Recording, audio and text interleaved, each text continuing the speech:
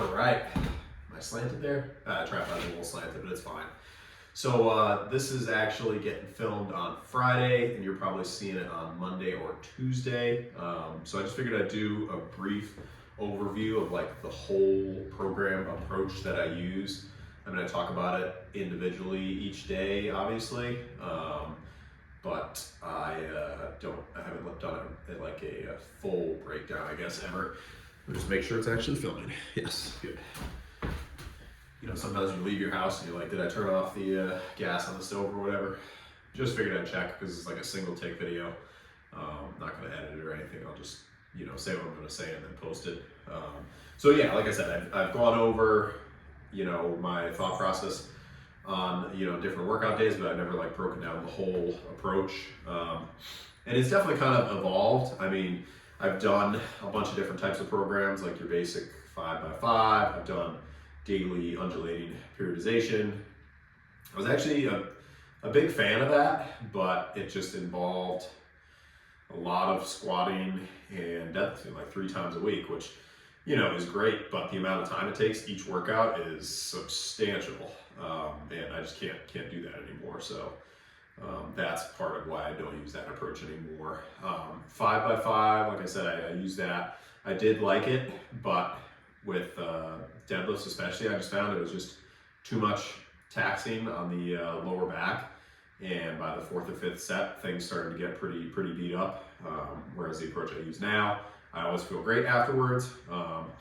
And that's, I think, what took me the longest time to figure out, was that there wasn't necessarily going to be one approach that worked best, and I might have to take certain parts of programs and implement them, and certain rep ranges might work better for certain movements. I'm trying to think who talked about this before. I think it was Mike Isratelli, like Renaissance Periodization, who was saying like certain movements are just more acclimated or like more just designed based on the leverages for certain like rep ranges, like squats, not designed for like 30 repetitions, but calf raises, no problem, because your range of motion is a little shorter. Lateral raises, the range of motion is actually longer, but you can't really, because there's so much like torque on the way out, you can't really do low repetitions like you could, but it's gonna be weird, like it's not gonna feel right. Whereas you could do like 20 or 30 reps and be fine. So yeah, there's the basic intro, and I'm not trying to say that I'm like knowledgeable in any way. I'm just saying that I've tried a good amount of programs. German volume, another one, you know, saw some good results from that, but takes a really long time, and just, you know, mentally it's sometimes can be hard to get my head around doing 10 sets of 10 and like progressing with that. Like it's a very slow progression, you know, over weeks. So anyway, let's get down to it. I used to do 4 days per week, then I upped it to 5, then I upped to 6, then I just do 7 now. That's what works best for me. Might not work best for you. I have no idea. This is just me saying, here's what works for me. And my body's also slowly gotten used to doing 7 days per week, because I know that's not typical, I would say. Most people do somewhere between 3 and 5 probably. 7 would probably be, atypical? Would that be the word? But I worked up to it slowly, and the volume is low, and those are like the 2 main reasons I think as a natural athlete I can do that. Like if, I don't know, if someone's unnatural, then there's probably more, you can recover faster basically, right? So, you know, when you're natural, the recovery takes a little longer. You know, you got to pace yourself and not burn out. Otherwise, you just end up, you know, doing it up and down and never really progressing. Or you're just tired all the time, which sucks. Don't want that. I'm not tired all the time. I feel really good. So let's get into it. So Mondays, always some sort of bench press movement. It started out for the bulk as incline bench, because I wanted to switch up from flat bench. I've been doing flat bench for a while and was kind of stalled around the like 275 for 5 reps. So I've been doing incline. So I always do one big movement for chest. Usually try and do 2, and I basically just track what I did for the day, and then I try and beat it. And I always try and stay in the like 6 to 10 rep range. Lately I've been doing a little bit of heavy single or, you know, a 3-4 rep, because somebody was suggesting like on a cut that might help maintain strength a little more. But the big thing is I don't change the movements on, you know, or at least not super frequently. So flat bench has been what I've been working with more recently. I did incline for a long time at the beginning of the bulk, like I said, with the rep ranges. So now it's been flat bench, then I'll try and do incline afterwards, and then I'll try and do some sort of fly, you know, high repetition, just kind of stretch the chest really.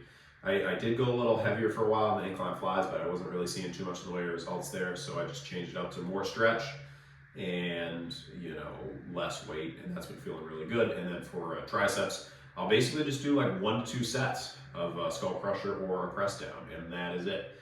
And then I'm out, and then I decompress always at the end of the workout. That's what feels good for me. Been doing that for a long time. Since I've been doing that, like, no back issues whatsoever. Not that I like had back issues before, but just occasionally I would run into a little bit of a tightness here and there. Since I started doing that, like, no problems at all. And I'm into like new territory with deadlifts. Like yesterday did 600, which felt absolutely epic. Moved pretty well. Back felt totally fine yesterday. Back feels totally fine today. So I really think that the decompression has been a big part of that. So that's how I finished the workout. So then on to Tuesday, that's gonna be back and biceps. I usually do chin-ups as the first movement, and I do try and progress the chin-ups, but as I've been bulking, I've just kind of realized that, you know, it's gonna be challenging to improve bodyweight movements. You know, or at least I should, you know, be a little bit more moderate in my goals. Now I'm cutting a little bit, so that's helping. You know, dropping a little bit of body weight. Then I'll do a second set. Oh, I should have said that with chest. I'll do the same thing. Like, I'll have my big set, and then I'll do a drop down set always. So kind of a reverse pyramid style, like Kino Body, Gregor Gallagher always talks about this. Like if you do 5 reps at, you know, 200 pounds or whatever, if that's maximum effort for you, you're not gonna be able to repeat that for 5. But if you drop to 185, you can probably get 6 to 8. So that's the thought process there. Let me grab the chalkboard here so I can write down some of this. Pardon me for a second. I'll be back. Still recording. Hey, that's good. All right, so let's go day 1, day 2, just so I can have a full write-up of it. Day 1, day 2. Thanks for bearing with me. I just figured, you know, I can compile this all into one video. That way, if somebody's only catching one video, they can see, you know, what the full breakdown is. I'd like to tell you that the overall concept is more complicated, but it's really not. All right, so where were we? So we're on to the chin-ups. So yeah, 2 sets of the chin-ups. Second set's gonna be a little easier, a little higher rep. Full stretch always. Big believer in the pause. Big believer in the range of motion over the increase in weight. You know, when possible, at least. Some things, obviously, there's no more range of motion that you can, you know, increase. But yeah, pull-ups, chest, pause on the chest. So anyway, yeah, back to the back day. Then I'm on to the double rows. I love this movement. So much better than single arm row, in my opinion. Single arm row is just, eventually, like, say, once you get past 100 pounds in your single arm row, you're gonna have some twist. Just because even if you weigh 200 pounds, like, that much weight is just gonna pull you out of position and eventually start to, like, tweak your neck and, you know, not so great stuff. So I've switched to the double row, and it just feels way better. So huge fan of those. And I also like them too because you can't use as much weight. So I feel like that's a good thing. Like, I can get a lot of good work in, but I don't need to use like with the single arm row. I think I was getting to the point where I was doing like a 150, which is cool and all, looks great for the gram, whatever. But it just, like, yeah, I was having to use too much weight to be in the right rep range, and you know, eventually grip is an issue. Like with the double rows, I'm basically right around 90 to 100 pounds. Really good, like, stretching the lats. I feel like actual lats working, whereas with dumbbell row, I never did. So yeah, all right, let me keep moving so I don't make this video ridiculously long. My phone storage doesn't conk out. All right, so yeah, we had the chin-ups, double row. I'll like hold this up so you can take a screenshot if you're actually interested in that. Then I got the single arm pull downs. which I'm a big fan of. It's just like a cable setup that goes over the top of the pull-up bar, and I just do single arm pull downs with those. Good squeeze, good stretch. I've been progressing the weight, although eventually it's just not gonna, I'm gonna have to figure out a different way to do them because the weight is gonna start to kind of catch up with the body weight, sort of. So I'll have to figure out a way to evolve those. I'll do like 2 sets of those. Only 1 set of the double dumbbell rows, just because it is pretty lower back intensive, which is good. It strengthens lower back, but there's a lot of other things during the week that use the lower back too, so I don't want to like absolutely toast them by doing 2 sets. I used to do 2 sets, and I felt like that was like a little too much. Again, that's just for me, what works for me. So we got the single arm pull, and then, oh yes, on this day also, I actually typically start with farmer carries. So I'll put that in here. Forgot about those because I didn't really do a heavy one. Farmer carry, so then the chin up, then the row, then the single arm pull, and then farmer curls, which is just a curl with a 2-inch axle grip. It's just a lot tougher on the forearms and wrists. Since doing them, I feel like the arms have definitely grown, the forearms have grown, so we're gonna call those the farmer curls. And those, I just do 1 set. I just, you know, with all this, I write down what I did and then I try and beat what I did the last time. It's the most simple approach to progression, but it's the general concept of every program. Just a lot of programs make it like more complicated. You know, there's benefits to that, but for myself, I find that if I did 10 the week before, I just try and do 11 this week. Keeps it really basic. Maybe it's oversimplifying. I don't know. Works for me, so I'm gonna continue doing it. So then we're on to day 3, which is shoulder day. Start off with log press, which I don't know if you can see over here. It's I think it's a 12-inch log. So we'll say log press. That's another one where I was doing a couple sets, and I just found that I dropped it to 1 set, and it didn't really change my progress that much. So for timing's sake, I just figured, all right, let's just try 1 set, and I've still been able to progress by doing 1 set. So yeah, log press. Writing that down, then I do behind the neck press, abbreviated BNP. Then I do laterals, superset with rear delts. That's pretty short workout. And that's just because on that day, how my schedule is, I only have so much time. So log press 1 set, behind the neck press, I'll do 2 sets. Laterals and rears, 2 sets of each. Seated, try and hold at the top, squeeze. I have moved the laterals upward to like 35, 40 pounds, but I find eventually it starts to kind of pull on the elbows. So I'm just hanging out at the 30 pounds. I feel like I can get what I need to get done with those. That's the one workout. If I could increase the length of it, I would, but for now, you know, that's not possible. So that summarizes that day. Oh, and laterals and rears is usually like 15 to 20 reps. And I could do like a more in-depth video of this, I guess, if you want, like breaking it down a little more. But I kind of feel like people should, learn from other people, but you gotta like test out the methods on your own to see like, is this really gonna be something that works for me? Like the 10 by 10, I tested that out, it's fun. It doesn't work for me in the long run. So anyway, let's keep moving here. Deadlifts, again, pretty basic. I'll do 4 warm-up sets, and then I'll do 1 working set. For a long time, it was at 405, then it was at 425, then it was at 455, then it was at 475, and basically I stayed each weight until I can get 10 repetitions. Once I get 10 repetitions, I bump it up 20 pounds. I've found that 20 pounds is usually like, say I get 10 with 455, I'll usually be able to get 6 to 8 with the next jump up. And then I stay at that weight for like 3 or 4 weeks until I can increase again.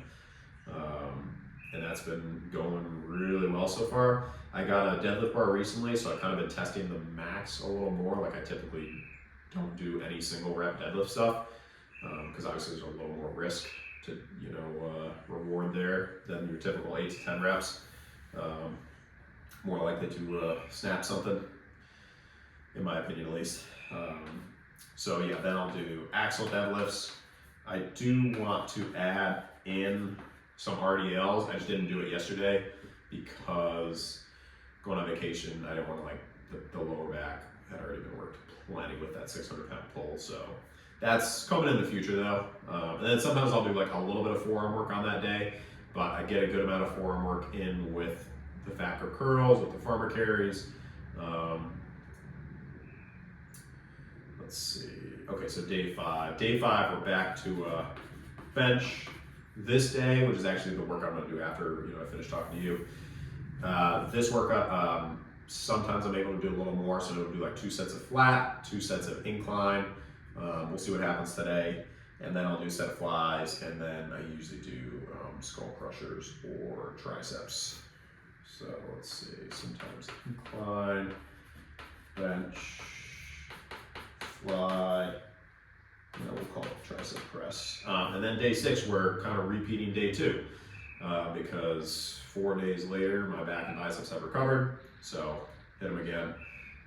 I used to superset, like for a long time actually, I used to superset chest and back, which was fine, but I felt like I could never really get maximum effort on either because I was kind of always burning out. Like I would do a set of presses, then I would go to pull-ups, then I would go back to the presses, but the arms would, like the chest wouldn't be fully recovered. Still got a bird listening into the programming. Maybe they're trying to bulk. So I do switch on the back day. I'll do pull-ups, so overhand grip. That's basically the main change. I'll still do the double rows. I'll call it double row. Double dumbbell row. I'll still do the single arm pull. And I've just kept them the same because I've seen really good progress from it. So I haven't felt any need to switch it out. Like anything I've switched out, it's because I felt like the progress had stalled or, wasn't where I wanted it to be. Then I'll do the pull-up, I'll do the double dumbbell row, I'll do the single arm pull, then I'll do the easy bar curl. Same approach with the rep ranges and the rep scheme. Like I'll do 2 sets of pull-ups, I'll do 1 set of rows, I'll do 2 sets of pull downs, and then I'll do 1 set of easy bar curls. I used to do more sets. I used to do like 3 sets of pull-ups, 2 sets of dumbbell rows, 3 sets of single arm pulls, but I'd have to go faster, so I wasn't able to put 100% effort in. And so I felt like even though I accumulated more volume for the workout, it was kind of like more volume at 80% or less volume at 90%. The less volume, 90% effort seems to be what progresses for myself, my body. And then that brings us to squat day. And squats, very similar to the deadlift, once per week, 1 big set. And I've basically just been staying in that like 8 to 12 rep range. Like I stayed at 365 until I could get 12. I haven't pushed the deadlifts to 12 because that's up there. I have pushed the squats to 12. And that seems to be, 12 seems to be the number where if I bump it up 10 or 20 pounds, I can get 6 to 8. This past week I've done a little bit heavier weight on the squats just because I'm going on vacation next week, so I figured I'd kind of test out, see where I was a little bit with some pause squats. Then I'll go front squat, just 1 set, full range. I like to do the pause front squats. I feel like I get a really good stretch in the legs, stretch in the knees. Then I'll do lunges, because squats, a squat day, a leg day, it's only once a week, so I feel like I can do a little more, gives you more time to recover. We got the sissy squats, what they're called, calves, and rep ranges on those, and lunges I'll try and do like 8 steps per side, I guess. Sissy squats I'll do like paired with calf raises. I'll do 2 sets of calves, 1 set of sissy squats, 2 sets of calves. And I've got kind of like bonus stuff that I do every day, which is crunches, calf raises. I was doing sprints for a little while, but then we started ramping up the yard work. So I was dropping plenty of weight without having to, here, let me show you, without having to like add in any extra cardio. So yeah, there's the breakdown. The big movements, basically the summary is, you know, somewhere 6 to 12 repetitions. Once I get towards the top end of that rep range, then I'll increase the weight a little bit. Some movements I can increase a little more. Deadlifts I can bump it up by 20 pounds. Shoulder press obviously I can only go up by like 5 pounds. And then for like auxiliary movements or like secondary or tertiary movements, I'll push the rep range a little higher. And basically it just comes down to tracking, you know, in my opinion. Because if you track and say you did, you know, 225 for 5 and it felt like reasonably challenging. If you don't track, you'll probably, obviously you'll remember that you did 225, but you might not remember specifically like 4 to 6 where you were, and you'll probably end up doing like 5 reps again. So if you write it down, which I do with every single workout, I know exactly what I have to do to get better. And if I only need to do like 2-3% effort more, I'll usually get there, just because I'll know, like, oh, if I do that, then I'm in like totally new territory. I've made progress, and that's a great feeling when you push to new territory. So I think that's the single most important part of any program. It's just like tracking your progress, tracking your results. You know exactly where you're at. All this stuff I've kind of tried different movements and figured out over time, you know, what's best for myself personally. The one set of squat, one set of deadlift thing, you know, I don't know. I mean, I'm the strongest I've ever been on squat, strongest I've ever been on deadlifts. So for myself, it works really well. My legs and back seem to recover really well from that. Doing more volume, sometimes I would come back the next week and I would feel weaker, you know. But again, that's just for me. You know, you got to figure out what's going to work the best for you. I'll, you know, be happy to answer any questions at all about any of this stuff. Trying to think if I missed anything. Crunches, sprints. I think that's pretty much it. I mean, that's like the full breakdown there. Yeah, I don't really. The other thing is I don't change stuff too often. Like very, very rare do I change. Let me hold it up just in case I was fully out of the camera. There we go. Very rarely do I change movements. Like I'm always squatting, always deadlifting, always doing bench presses, always doing pull-ups. So I keep those movements the same, those big movements. I'm not doing a bunch of like weird machine, you know, stuff that's challenging to track or figuring out, you know, how to progress it, anything like that. Like it's all basic movements that somebody else smarter than me a long time ago figured out was a good way to build muscle.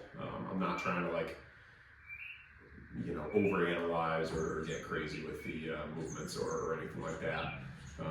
You know, just good pause, good control, getting some good eccentric, like basic fundamentals of lifting, nothing crazy. And yeah, it works for me. So I'm gonna get onto my chest workout now. Any questions at all, post them below. Thank you so much for supporting. If you like the content, please subscribe. It was a little bit of a different video, but I've been doing this YouTube series for a while now, and I never did a video like this where I just did the full breakdown of the program. So hopefully you enjoy it. All right, that's it. Thanks. Peace.